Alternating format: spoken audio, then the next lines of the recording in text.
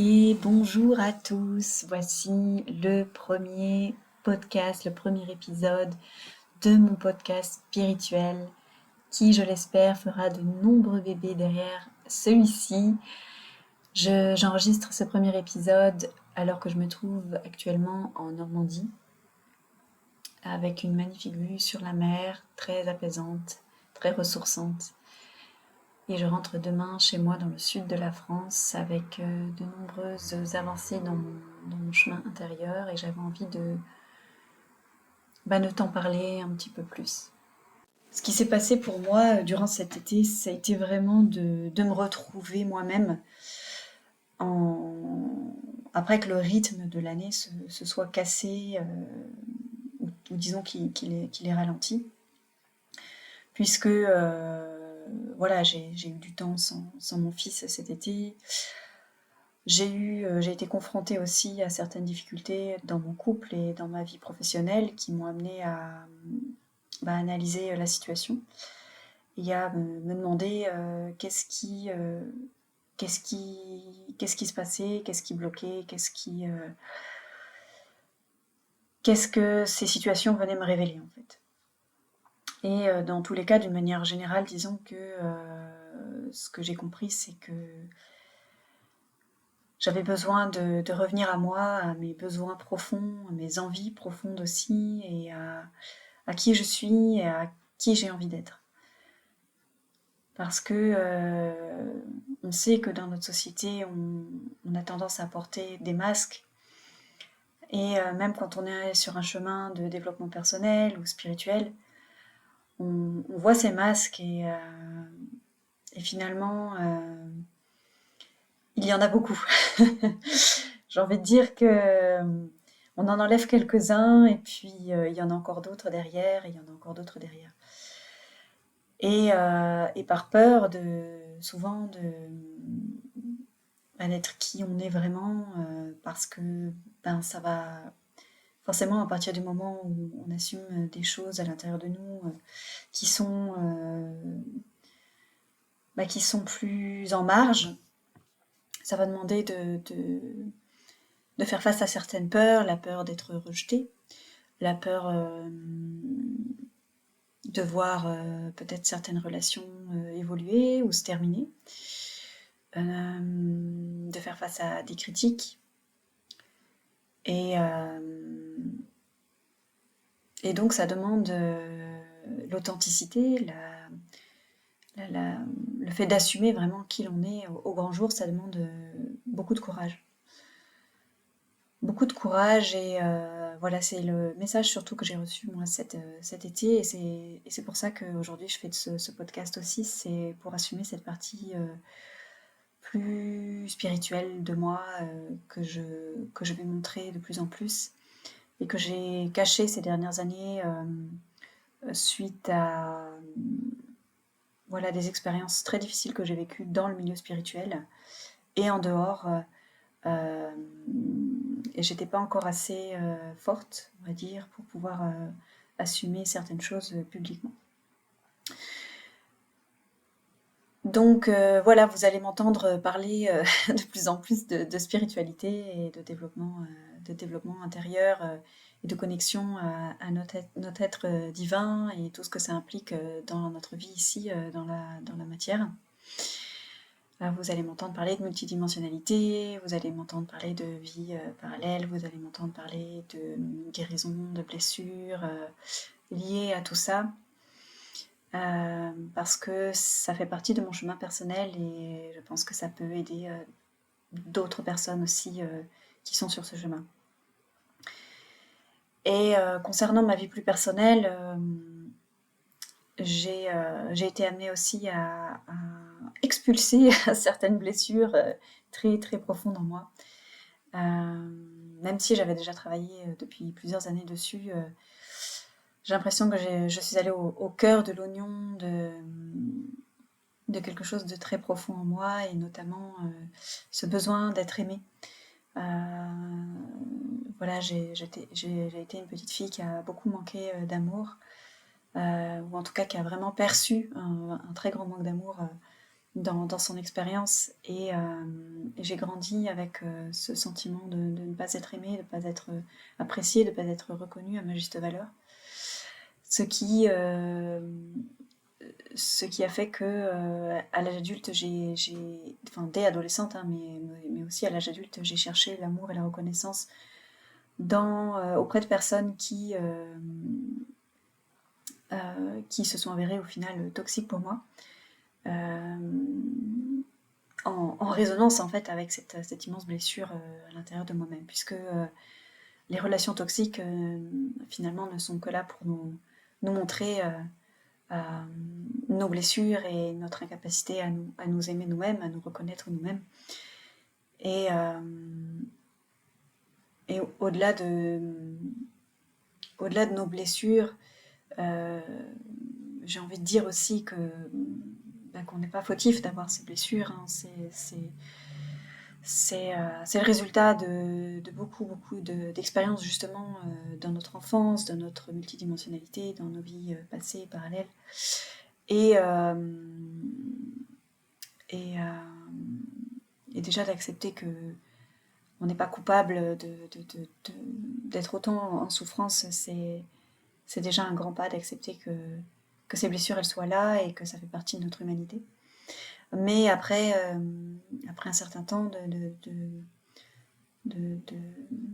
fois qu'on est dans des relations toxiques, de voir que cette toxicité, elle nous révèle aussi des choses sur nous, elle nous révèle des choses sur ces blessures, et qu'on a la possibilité de les prendre en main et de les transcender en fait. Donc je reviens à ce que je disais au niveau de mes prises de conscience, c'est que par rapport à ces blessures, j'ai longtemps cherché aussi dans des relations avec les hommes à être aimée, à être reconnue aussi.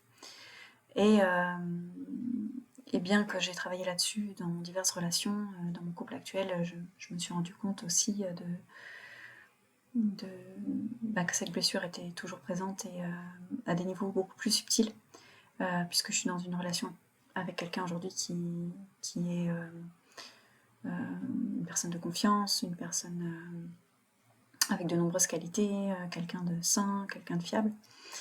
Mais ça n'empêche que j'avais encore des choses à regarder cet été à l'intérieur de moi dans cette relation. Et je ne sais pas aujourd'hui comment elle va évoluer, mais en tout cas, j'ai retrouvé un très grand apaisement dans ma relation avec moi-même.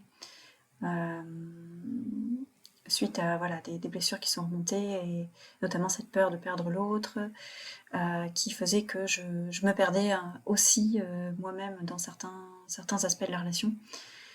Ça rejoint ce que je disais au niveau professionnel, c'est-à-dire que par peur de perdre l'autre, parfois on fait des concessions, parfois on prend sur soi, parfois on se sacrifie soi-même, on ne fait pas attention à ce qu'on donne à l'autre, on ne fait pas attention à son énergie, et voilà, et là j'ai eu un grand rappel à l'ordre pour revenir à moi-même en fait. Donc c'est ça que j'ai envie de te partager aujourd'hui, c'est cette importance en fait de ne pas s'oublier soi, peu importe ce qu'on peu importe en fait ce qu'on peut vivre dans notre vie personnelle ou dans notre vie professionnelle, peu importe en fait nos peurs, ou à un moment donné, si on ne regarde pas ces peurs en face, on finit forcément par le payer en fait. Et il est important de revenir toujours à nous, et de revenir à cette relation avec nous-mêmes, parce que cette relation avec nous-mêmes, c'est la plus importante, c'est celle qui nous suivra toute notre vie. Et c'est finalement, on est notre meilleur ami, on est notre meilleur... on est la personne qui est capable de nous comprendre nous-mêmes le mieux en fait. Et cette stabilité intérieure qu'on construit dans notre relation avec nous-mêmes, et j'en parlerai aussi sûrement dans un autre épisode de la relation avec le divin, avec la source, avec Dieu, peu importe quel nom on met dessus, avec la vie. Mais cette relation qu'on a avec nous-mêmes, elle est primordiale, et ça demande du temps pour se retrouver dans un monde où on nous a beaucoup interdit d'être nous-mêmes. Donc voilà ce que j'ai envie de te dire aujourd'hui, c'est c'est d'oser regarder les aspects de ta vie dans lesquels tu n'es pas encore pleinement toi-même, les aspects de tes relations dans lesquelles tu te sacrifies pour l'autre, les aspects de tes relations pour lesquels tu perds ton énergie, quelles relations te nourrissent vraiment, quelles relations te tirent vers le bas, est-ce que tes relations nourrissent ton âme, te permettent de combler tes besoins relationnels, j'entends. Est-ce que ça correspond à tes envies, tes attentes, est-ce que tes relations te stimulent, est-ce que tes relations te portent vers le haut, est-ce que tes projets aussi te nourrissent, te portent, te tirent vers le haut, est-ce que tu t'autorises à être toi-même dans ta vie professionnelle, dans tes relations avec les autres, et voilà, toutes ces questions qui sont importantes en fait à se poser, et je pense que moi cet été il m'a permis de passer du temps avec moi-même, et de reposer un petit peu quels étaient mes besoins dans mes relations, quels étaient mes besoins dans ma vie professionnelle, qu'est-ce que j'ai aussi envie d'apporter au monde, et qu'est-ce que j'ai envie aussi de vivre dans mes relations. Et, et voilà, de le poser déjà avec moi-même avant de le poser avec l'autre. Parce que c'est déjà en se connaissant soi-même, en connaissant justement aussi son histoire, ses blessures, qu'on on peut construire aussi de meilleures relations avec les autres. Parce qu'on apprend à savoir aussi à partir de quel espace on pose des actions, on prend des décisions, ou à partir de quel espace même on crée des relations, à partir de quel espace on les termine, à partir de quel espace on les maintient ou non. Et tout ça, c'est important, ça demande de la connaissance, de la compréhension de soi. Et voilà, en tout cas, la manifesteur que je suis en design humain a trouvé beaucoup de paix en cette fin d'été, après quelques tumultes émotionnels, après avoir surfé sur ma vague émotionnelle, puisque j'ai une autorité émotionnelle en design humain. Voilà, et voilà, j'ai pu me poser cette question de voilà, comment je veux impacter le monde justement en tant que manifesteur, quelle paix je veux apporter aussi au monde, en trouvant cette paix moi-même à l'intérieur de moi. Et j'espère que voilà, ces quelques mots auront pu te permettre d'en avoir quelques gouttes, ou plus que ça. En tout cas, de trouver la paix en soi-même, c'est primordial à mon sens pour pouvoir ensuite avoir des actions qui sont alignées, qui sont en symbiose avec notre âme. Voilà, je te souhaite un très belle fin de... Enfin, très beau fin de... Comment? Un très belle fin d'été, un très beau fin d'été.